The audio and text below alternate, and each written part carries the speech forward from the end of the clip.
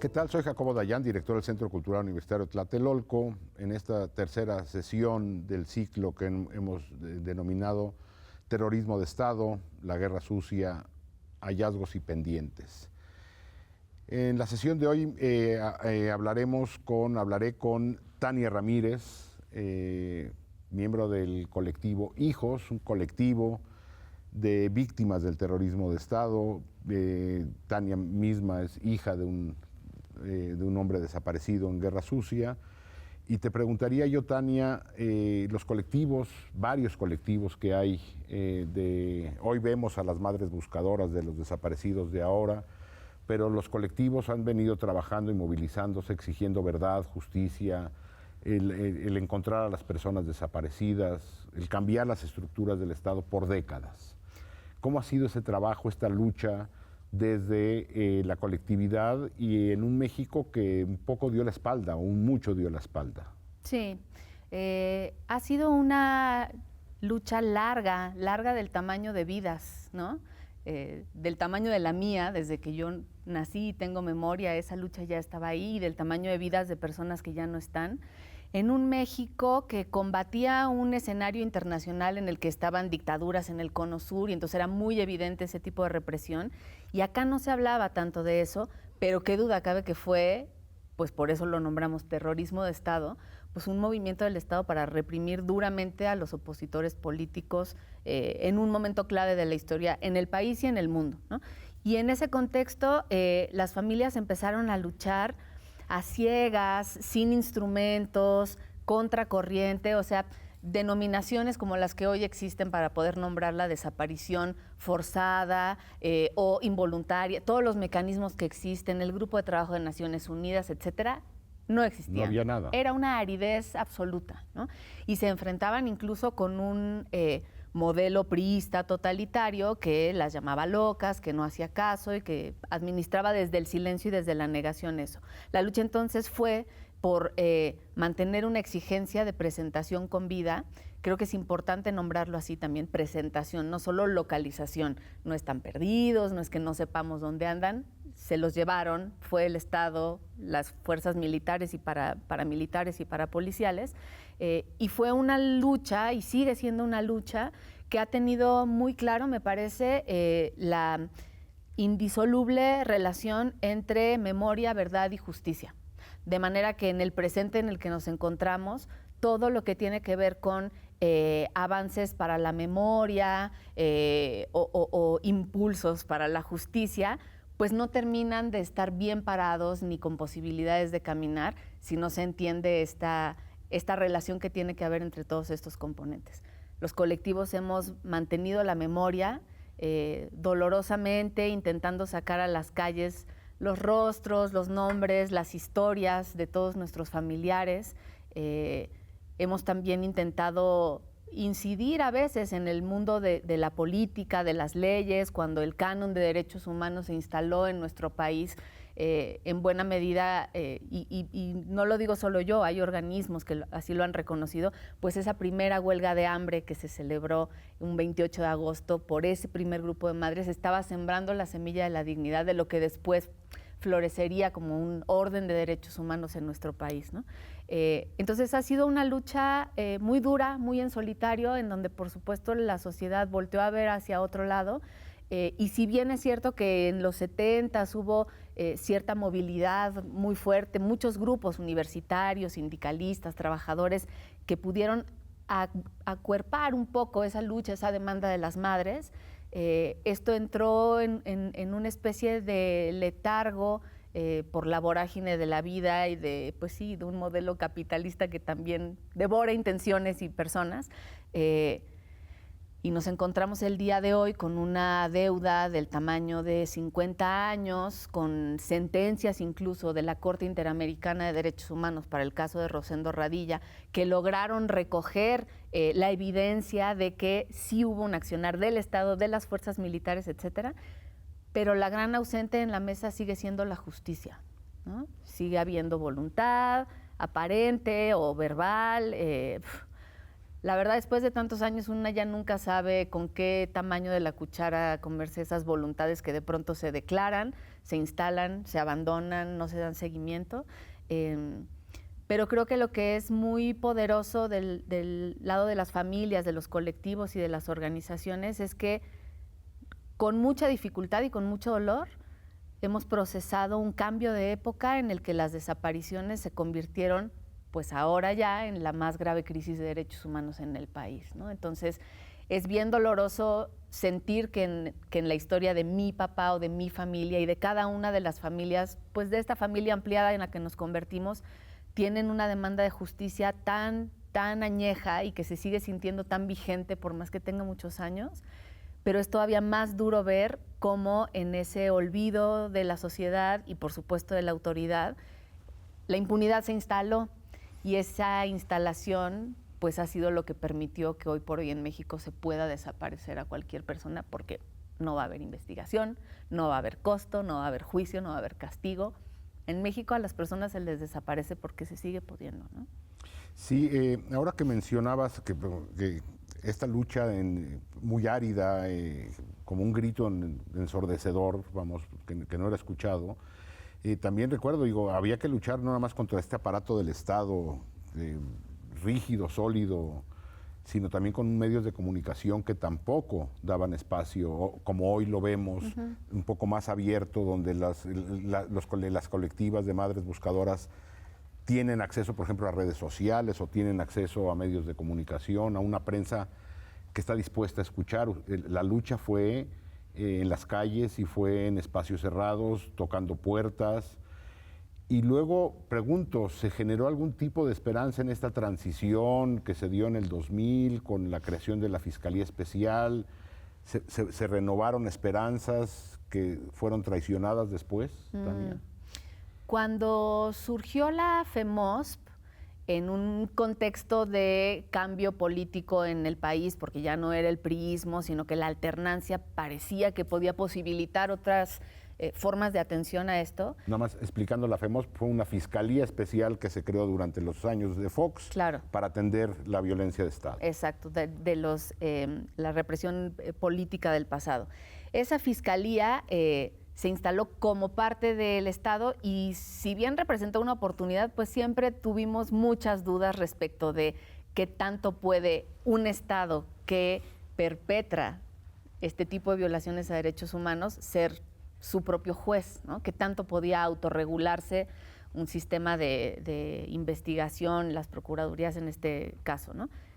El caso fue que incluso la investigación que se hizo no se pudo ni presentar, tuvo que viajar a escondidas, casi descargarla y en una universidad en Estados Unidos, Kate Doyle y otras personas, sacando a la luz eso. Es decir, nos dimos cuenta de que con la alternancia tampoco se había posibilitado la realidad o el momento de que se hablara ampliamente de esto y de que se avanzara, no solo que se hablara, ya se empezaban a hacer investigaciones académicas, libros, poco a poco, pero no estaba instalada la posibilidad de que institucionalmente eso se procesara, ¿no?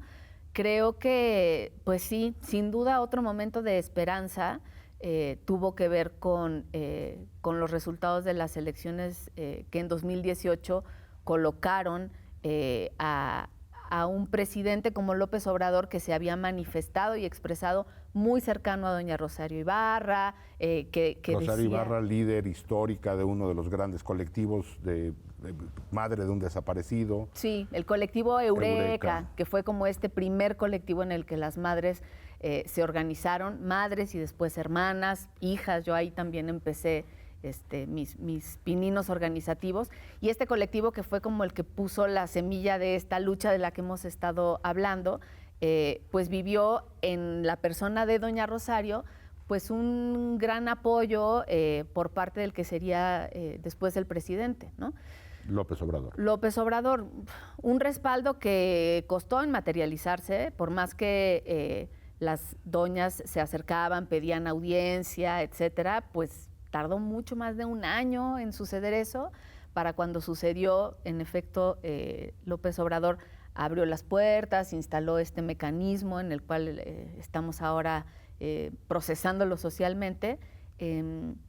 con un Alejandro Encinas que acompañó muy claramente y pues sí, con decisión y con voluntad, pero que otra vez fue una cucharada de voluntad política que uno no sabe en qué momento se hizo chica o se cayó, pero que con el cambio del tiempo y a lo largo del sexenio, pues qué duda cabe que no cumplió con esas expectativas, ¿no? Y a mí sí me resulta muy doloroso porque para muchas familias había una gran expectativa, no para todas, pero para muchas familias había una gran expectativa de que así como doña Rosario había, digamos, contribuido al hecho de que López Obrador fuera presidente, pues que ese López Obrador contribuyera a la causa que doña Rosario había sostenido, doña Rosario y todas las doñas, sostenido durante tantos años, y pues muy doloroso ver que no fue así.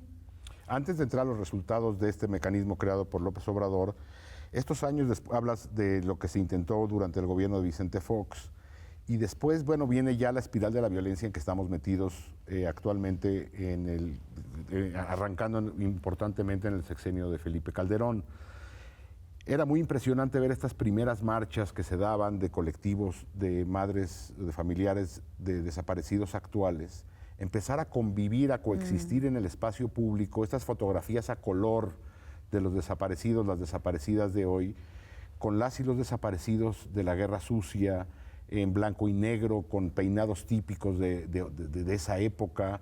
Vamos, era como un espejo del México del pasado que se nos ponía de manera brutal al frente. Antes de ir a un corte, brevemente una reflexión de esto. A nosotros nos pasó en Hijos ocupar mucho el espacio público en ese tiempo. Hacíamos manifestaciones afuera de la Suprema Corte de Justicia de la Nación y colocábamos tendederos y carteles enormes con sus caras. Decíamos, los rostros de los desaparecidos tienen que estar en la calle como si fueran una persona que camina, como usted que camina aquí. Y poco a poco nos empezamos a dar cuenta de que las familias se acercaban, lo veían, le decían al hijo, son los desaparecidos. Y en un momento muy inocente pensamos que todo nuestro trabajo y el trabajo de las familias había dado su fruto en términos de una conciencia social y muy pronto nos dimos cuenta que no, que había irrumpido otra forma de desapariciones.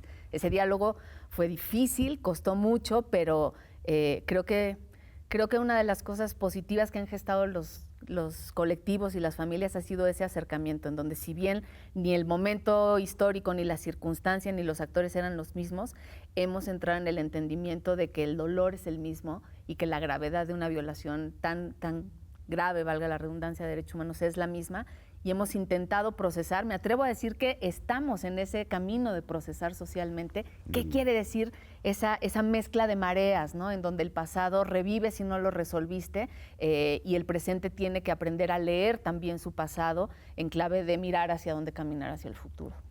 Muy impresionante. Vamos a una breve pausa y regresamos con Tania.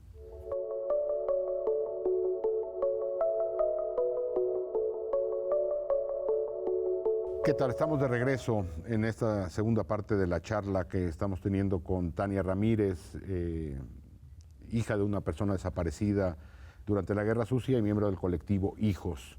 Tania, hablabas de que había una gran esperanza en el gobierno de Andrés Manuel López Obrador por su cercanía con el movimiento de víctimas de desaparición de Guerra Sucia, y en 2021 se crean 5 mecanismos que relanzaban junto con el mecanismo de Ayotzinapa las apuestas de verdad y justicia de la actual administración. Estos mecanismos, recordando, ya hablamos de ellos, fueron el mecanismo de memoria, de verdad, de justicia, de reparación y de búsqueda de personas desaparecidas. Pregunto, Tania, bueno, el lanzamiento se da también de manera muy atropellada. Uno de los primeros actos públicos de estos mecanismos es un acto en el campo militar número 1, donde el presidente de la República, bueno, el secretario de la Defensa más bien, da una declaración frente a ustedes, frente a las víctimas, de que el presidente había autorizado la inscripción de los militares en letras de oro. En letras de oro, en militares caídos, pues casi en defensa de la patria, como en un memorial, vamos. El arranque fue atropellado, Tania, y a partir de ahí, ¿qué se generó desde los colectivos? Creo que sí hubo una diferencia cualitativa, y hay que reconocerlo, entre esa fiscalía, la FEMOSP de la que hablábamos, y este mecanismo en donde se intentó que hubiera más participación de colectivos, en donde se invitó a personas externas, por ejemplo, los comisionados, la comisionada, para construir este mecanismo de esclarecimiento histórico, y sí se pudo ver un cambio en las formas, en las intenciones, pero es bien duro ver que hay cosas que no cambian, ¿no? Esta causa se va a topar con pared. Verde, olivo. Esta causa se va siempre a enfrentar al hecho de que mi padre y muchos otros fueron vistos por última vez en el campo militar número 1.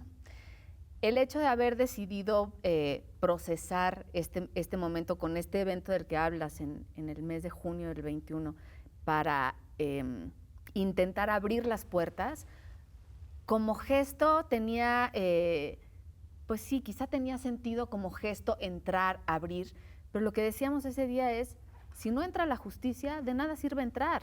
Ya Calderón también intentó hacer una ciclovía en ese campo militar, o sea, no estamos hablando de abrir accesoriamente o abrir solamente por un compromiso verbal esto. Hasta que no sepamos no solamente dónde quedaron nuestros familiares, sino qué hicieron con ellos cada uno de los días que estuvieron en las mazmorras de ese campo militar, esta cuenta no se resuelve, ¿no?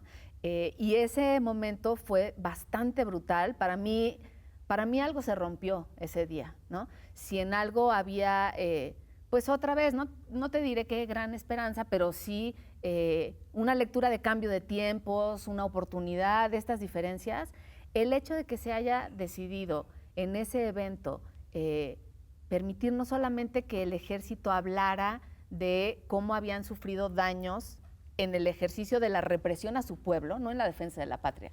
Reprimían a su pueblo y querían hacer pasar como si fuera una misma cuenta los daños de un lado y del otro.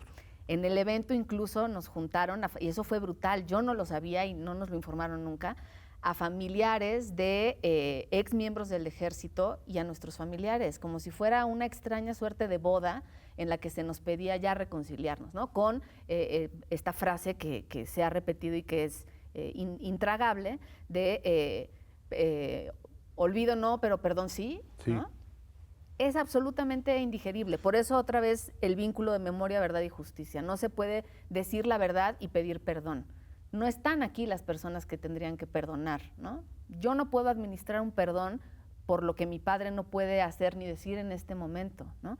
Y haber hecho una señal, pues que al final resultó tan equívoca, tan desastrosa, en la que yo así lo viví y creo que así lo vivimos muchas de las personas que estábamos en ese colectivo. Se intentó hacer mal y rápido un gesto magnánimo de reconciliación de un proceso nacional, que es un corolario de la justicia. Tú no puedes declarar que ya se amigaron las partes si no has investigado, sancionado, castigado todo lo que está hecho. Entonces se intentó declarar como el último paso el primero y creo que ese fue un error grandísimo, ¿no? Desde ahí me parece que también la desconfianza se instaló, el ver que no había la atención que se pedía.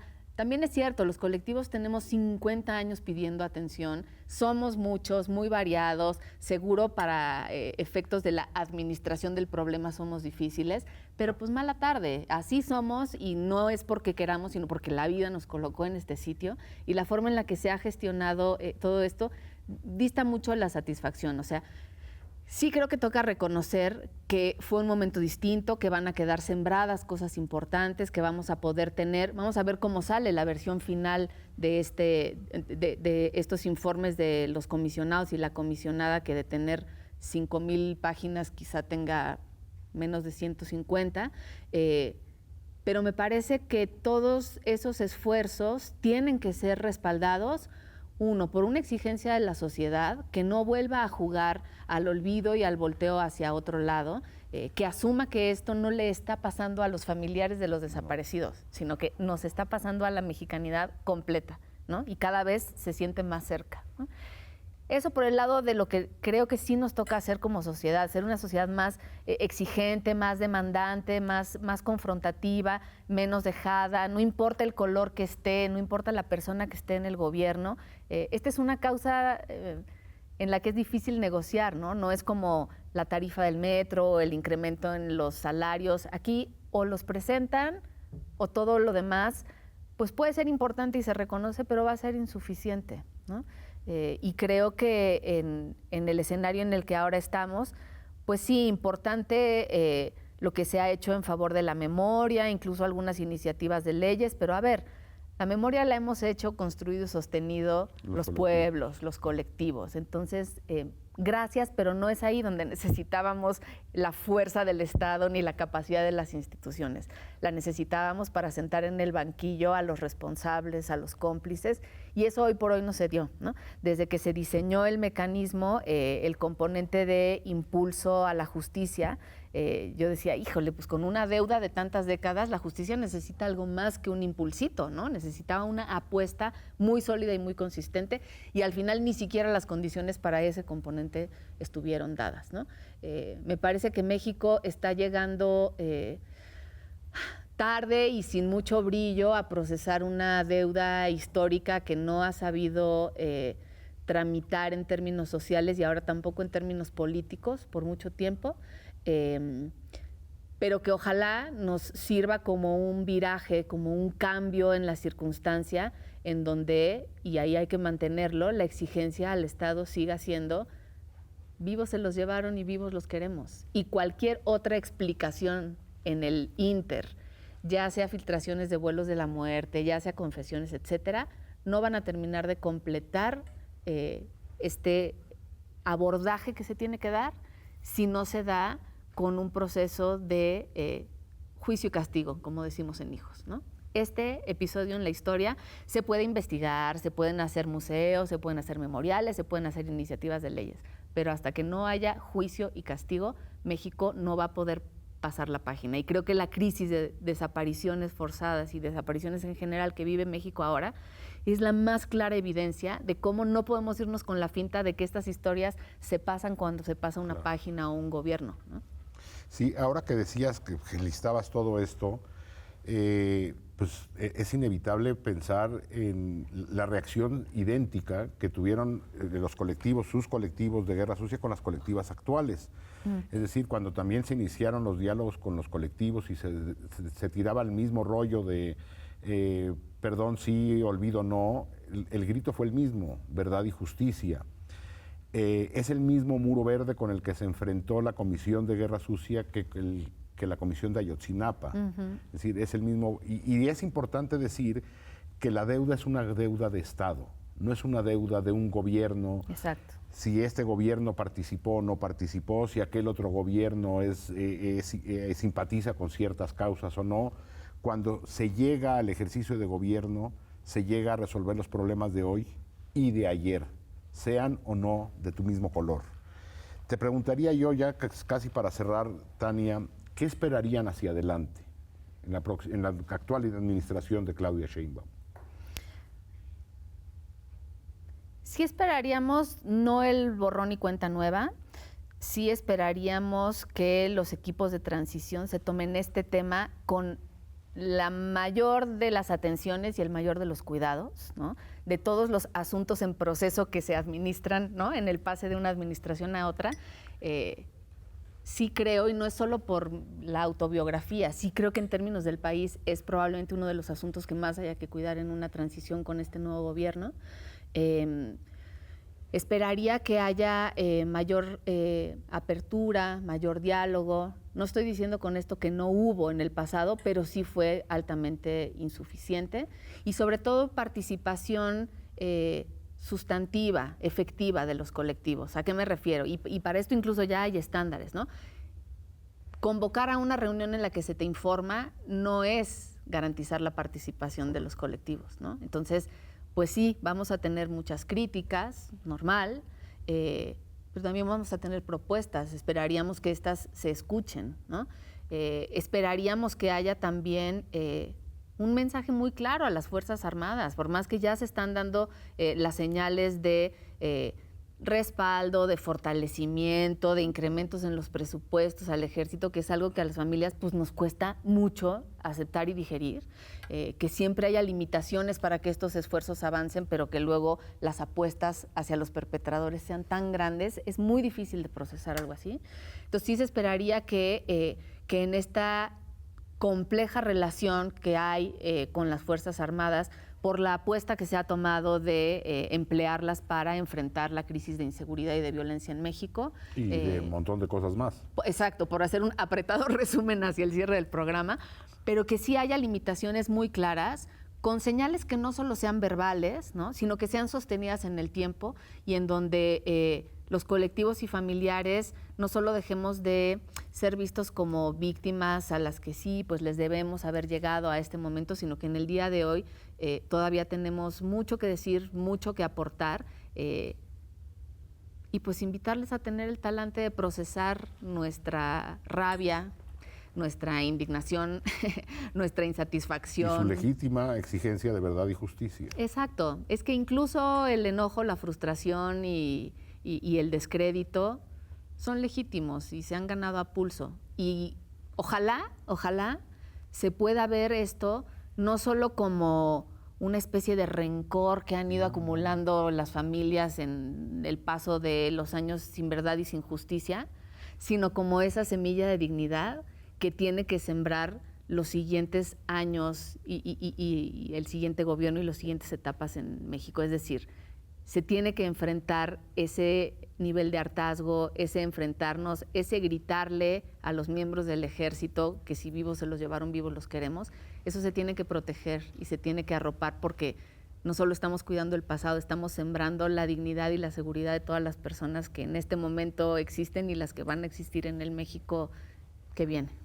Pues vivos se los llevaron, vivos los queremos, a los desaparecidos, las desaparecidas de hace 50, 60, 70 años y a las de hoy. Muchas gracias, Tania. Muchas gracias a ti, Jacobo. Y memoria, verdad y justicia, no perdonamos, no nos reconciliamos y no olvidamos. Así es. Muchas gracias. Regresamos, terminamos el programa de hoy y regresamos todavía para una última mesa de este ciclo. Muchas gracias.